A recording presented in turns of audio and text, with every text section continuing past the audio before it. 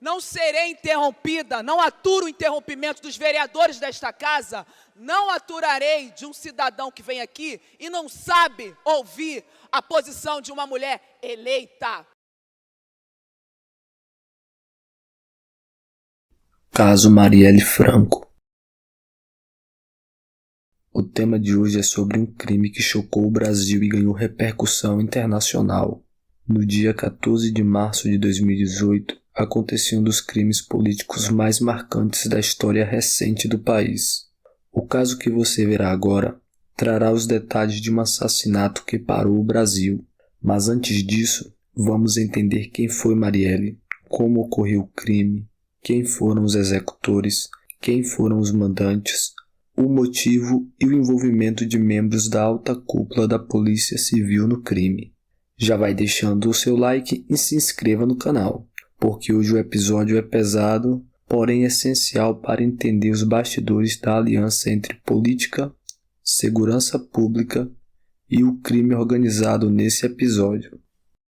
Nascida em 27 de julho de 1979, no Complexo da Maré, uma das maiores comunidades do Rio de Janeiro, Marielle Francisco da Silva se identificava orgulhosamente como cria da Maré. Negra, mulher, lésbica e mãe solo da Luiara Franco, ela superou muitas barreiras, graduou-se em Ciências Sociais pela PUC-Rio e concluiu o mestrado em Administração Pública pela Universidade Federal Fluminense. Em 2006, trabalhou na campanha do deputado estadual Marcelo Freixo, onde atuou por 10 anos como assessora parlamentar. Nas eleições municipais de 2016, foi eleita vereadora do Rio de Janeiro pelo PSOL, com uma das maiores votações da cidade. Defensora incansável dos direitos humanos, das mulheres negras, da população LGBTQIA+, e das vítimas da violência policial nas favelas, a vereadora também denunciava a atuação de milícias e grilagens de terra na Zona Oeste. Essa postura firme que confrontava interesses poderosos acabou desagradando muita gente perigosa.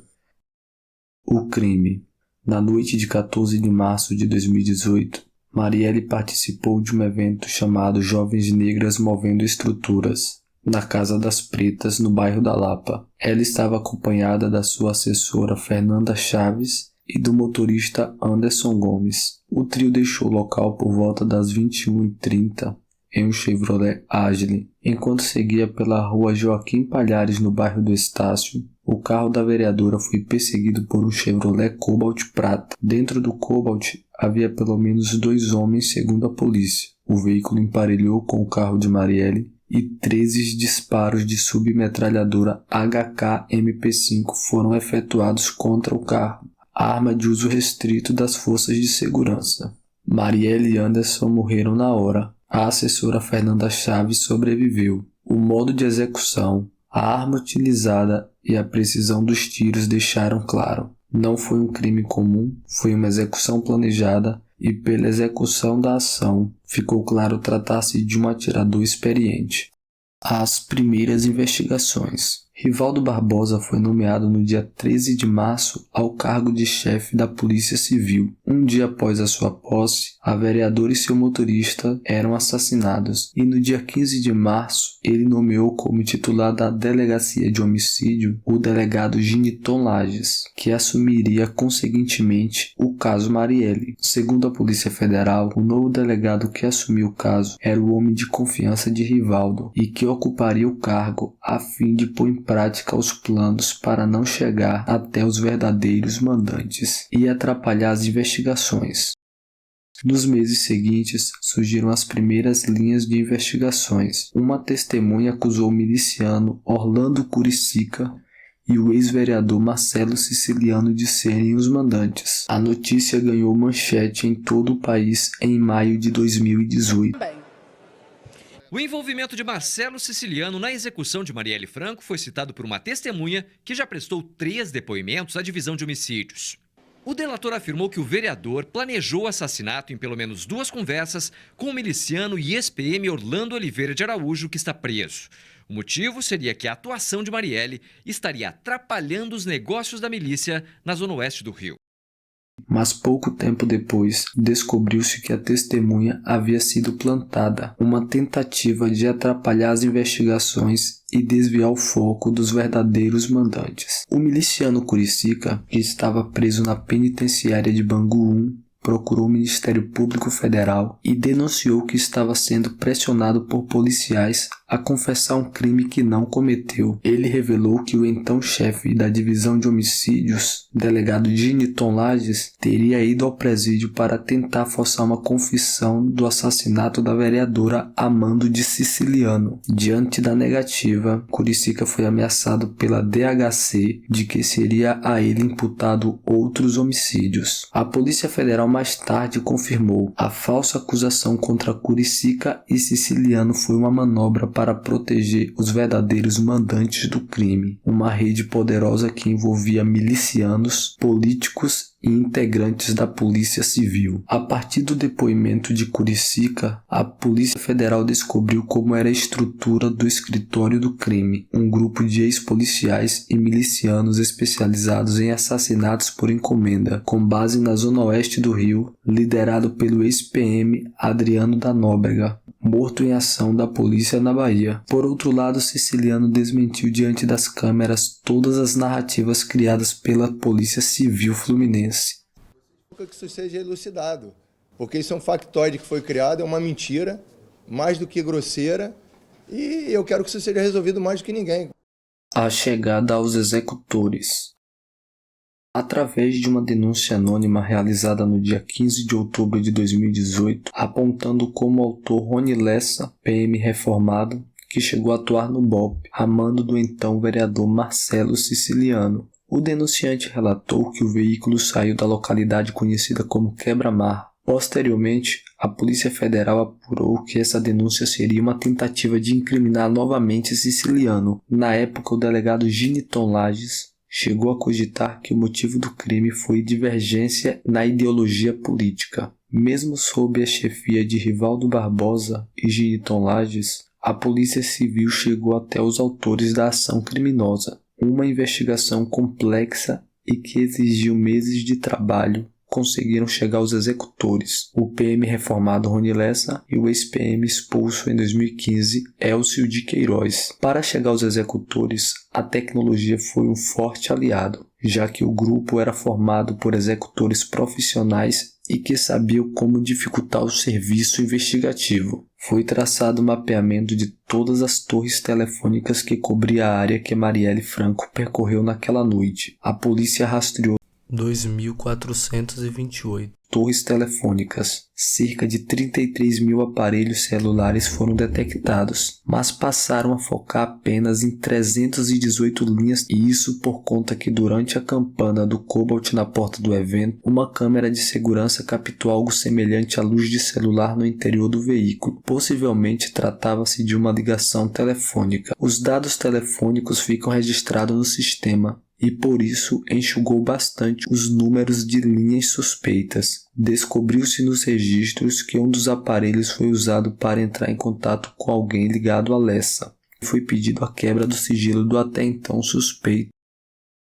Mais de 700 GB de dados foram analisados, 230 testemunhas foram ouvidas, 190 denúncias foram recebidas pela polícia. A investigação tentou buscar a origem do cobalt usado no crime, e com a ajuda da montadora foi feito um levantamento de que no Brasil havia até aquela data 12.745 carros daquele modelo e cor em circulação, sendo 443 no estado do Rio de Janeiro, e 126 circulavam próximos ao local onde a vereadora estava. As investigações mostram que Lessa vinha monitorando Marielle desde 2017, pesquisando seus endereços, rotinas e agenda pública.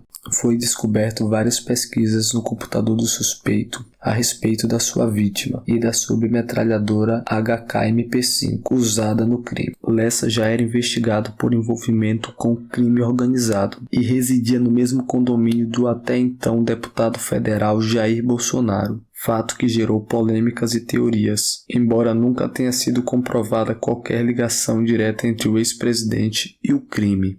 TMA digital no painel do presidente da Câmara. E a 1936 também.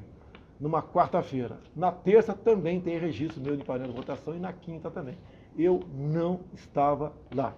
É uma maneira sórdida que quer, de qualquer maneira, deslegitimar o governo Jair Bolsonaro. No relatório final de inquérito policial feito por Giniton Lages em 7 de março de 2019, concluiu que a execução de Marielle Franco e de seu motorista Anderson Gomes foi motivada pela repulsa do atirador em relação aos ideais políticos representados na figura da vereadora, de modo a caracterizar assim um denominado crime de ódio, a delação de Elcio de Queiroz. Após 4 anos preso, Elcio de Queiroz aceitou a delação premiada em julho de 2023, confessou ser o motorista no dia do crime e confirmou que Rony Lessa foi o atirador. Ele revelou ainda que o miliciano Edmilson da Silva, conhecido como Macalé, atuou como intermediário entre os mandantes e os executores e que o bombeiro Maxwell Silva Simões Corrêa, o Suel, foi responsável por monitorar a rotina de Marielle. Só voltando um pouquinho na vigilância, além do Lessa e do Maxwell, o senhor tem conhecimento de mais alguém que tenha participado dessa vigilância? O Edmilson Macalé, ele sempre esteve presente em todo também. Os três. Inclusive foi através do Edmilson que trouxe, vamos dizer, esse trabalho para eles, essa missão para eles, foi através do Macalé que chegou até o Rony. Aparelhei e botei meu vidro, a minha janela, paralela à do carona do caso do carro do Anderson. Eu não vi, porque o vidro é escuro. E já estava com o vidro aberto, eu só escutei a rajada. A rajada começou a cair, estavam umas cápsulas na minha cabeça, no pescoço. Macalé, entretanto, foi assassinado em 2021. A delação de Lessa. Em 19 de março de 2024, o STF homologou a delação premiada de Rony Lessa, que finalmente revelou os nomes dos supostos mandantes. Segundo Lessa, o crime foi coordenado por Domingos Inácio Brazão, conselheiro do Tribunal de Contas do Rio de Janeiro, e seu irmão Francisco Inácio Brazão, o Chiquinho Brazão, deputado federal pela União Brasil. Partimos para o primeiro encontro. O Macalé, ele que tinha o contato com um interlocutor entre os irmãos Brazão, entre Chiquinho Brazão e Domingos Brazão. Tá? O interlocutor deles, a princípio, seria o Peixão. Já no segundo semestre, quando foi o contato já com a questão da Marielle, o próprio Domingos ele nos revelou o seguinte, que a Marielle ia entrar no caminho, e por informações do Laerte, o infiltrado do pessoal, de que ela teria convocado algumas reuniões, uma reunião com várias lideranças comunitárias, para que não houvesse adesão a novos loteamentos da milícia. Então, isso foi o que o Domingos passou a atrapalhar. O delegado Rivaldo Barbosa, ex-chefe da Polícia Civil do Rio de Janeiro, foi acusado de obstruir as investigações e manipular as provas. Ele é a carta branca. Sem ele, ninguém faz nada. Sem o Rivaldo, ninguém faz nada. Então, ele deixou bem claro que quando ele falava que a Polícia Civil estava na mão, ele falava de Rivaldo Barbosa. Também foi apontado o major da PM Ronald, ligado ao escritório do crime. O major Ronald foi responsável por coordenar o local e o momento da execução. Com base na delação, a Polícia Federal deflagrou uma operação no dia 24 de março de 2024, que resultou na prisão dos irmãos Brazão e de Rivaldo Barbosa. A investigação foi conduzida sob sigilo e supervisionada pelo ministro do STF, Alexandre de Moraes.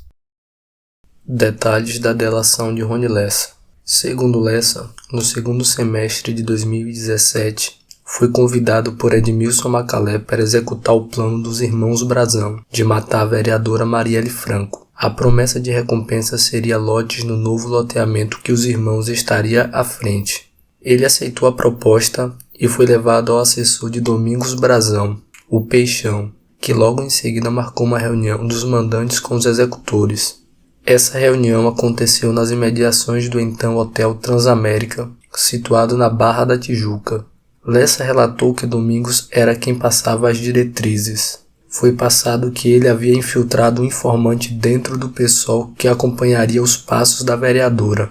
O informante era Laerte, que é inclusive esse informante que havia dito a Domingos que a vereadora estava combatendo a criação de novos loteamentos em áreas de milícias. A única ressalva foi de que o crime não poderia originar ou ter ligação com a Câmara de Vereadores. Essa orientação, segundo o delator, partiu do então diretor da Divisão de Homicídios da Polícia Civil do Estado do Rio de Janeiro, o delegado Rivaldo Barbosa. Fato esse que tranquilizava toda a ação, pois seria uma garantia de impunidade. A partir desse momento, a dupla Lessa e Macalé começaram a arquitetar toda a ação, desde a escolha do armamento até a aquisição do Cobalt.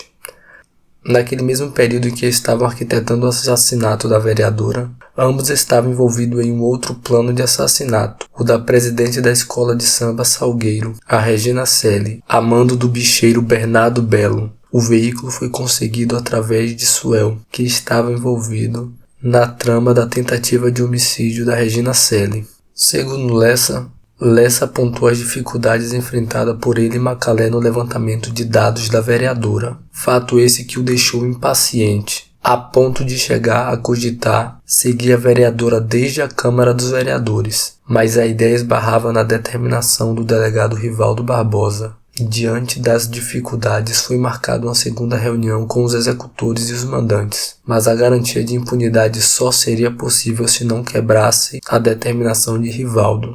O dia do crime. No dia do crime, Macalé recebeu um telefonema do terminal de Laerte, porém quem estava na linha era o Major Ronald, apontado por participar do levantamento da rotina da vereadora, informando que naquela noite a vereadora estaria em um evento da Casa das Pretas. Depois de receber a informação, Rony contata Elcio por meio do aplicativo Confide e o convoca para execução, enviando uma fotografia de Marielle em uma reunião com outras mulheres. Elcio foi até a casa de Rony no condomínio Vivendas da Barra, se dirigiram até o Cobalt que estava estacionado nas imediações e foram diretamente para a Casa das Pretas. No local, permaneceram em vigilância até o final do evento, ocasião na qual, visualizando o embarque de Marielle no Agile, conduzido por Anderson Gomes, Elcio o seguiu até as esquinas Joaquim Palhares e João Paulo I, local no qual Rony efetuou os disparos que vitimaram a vereadora e o motorista. Em fuga, a dupla se dirigiu até a casa da mãe de Rony Lessa, onde abandonaram o Cobalt e solicitaram por intermédio de Denis Lessa,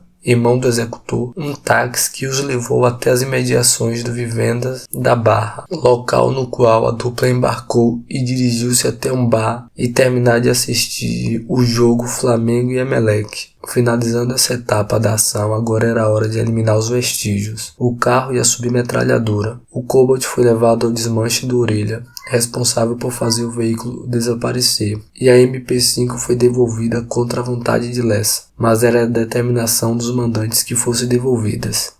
Essa foi a versão segundo Rony Lessa. Na delação de Elcio, ele aponta o bombeiro Maxwell envolvido na trama da morte de Marielle Franco. Porém, no relatório final da Polícia Federal e também segundo a delação de Rony Lessa, Suel estaria envolvido na trama de assassinato da Regina Selle. Porém, ele veio ter participação no crime do caso Marielle por destruir provas que chegaria até os autores. Inclusive, foi ele quem passou as placas clonadas. A motivação do crime. De acordo com as investigações e segundo o delator, a motivação foi econômica e política. Marielle se opunha a um projeto de loteamento irregular em áreas controladas por milicianos na Zona Oeste, liderada pelos irmãos Brazão. Ela vinha denunciando esses esquemas na Câmara Municipal e questionava a aprovação de leis que poderiam legalizar empreendimentos ligados à milícia. Marielle era vista como um obstáculo ao lucro e à influência política desse grupo. Rony Lessa declarou que não recebeu pagamento direto pelo crime, mas sim a promessa de participação no empreendimento imobiliário que lhe renderia cerca de 20 milhões. Julgamento e desdobramentos. Em outubro de 2024, o Tribunal do Júri do Rio de Janeiro condenou os executores Lessa a 78 anos e 9 meses de prisão e Elcio de Queiroz 59 anos e 8 meses de prisão, ambos por duplo homicídio qualificado e tentativa de homicídio contra Fernanda Chaves. O processo contra os mandantes, os irmãos Brazão e o delegado Rivaldo Barbosa, tramita no STF, por envolver autoridades com foro privilegiado. Eles permanecem presos preventivamente aguardando julgamento. A morte de Marielle Franco transformou-se em símbolo mundial da luta por direitos humanos contra a violência política. O caso expôs a influência das milícias na política, a corrupção dentro das forças de segurança e o risco enfrentado por aqueles que se opõem às atividades ilícitas. A justiça chegou para os senhores Rony Lessa e Elcio de Queiroz. Os senhores foram condenados pelos jurados do 4º Tribunal do Júri da capital. 78 anos e 9 meses de reclusão e 30 dias multa para o acusado Rony. 59 anos de prisão e 8 meses de reclusão, 10 dias multa para o acusado Elcio. Saem os dois condenados a pagar até os 24 anos do filho de Anderson Gomes, Arthur, uma pensão. Ficam os dois condenados a pagar juntos R$ 706 mil de indenização por dano moral para cada uma das vítimas: Arthur, Ágata, Luiara, Mônica e Marinete. Condena os acusados a pagarem as custas do processo e mantém a prisão preventiva deles, negando o direito de recorrer em liberdade. Agradeço às partes, à Defensoria Pública, à defesa do acusado, dos dois acusados. Agradeço aos serventuários da Justiça, aos policiais militares, renovo o agradecimento aos jurados, encerro a sessão de julgamento e quebro a incomunicabilidade. Tenham todos uma boa noite.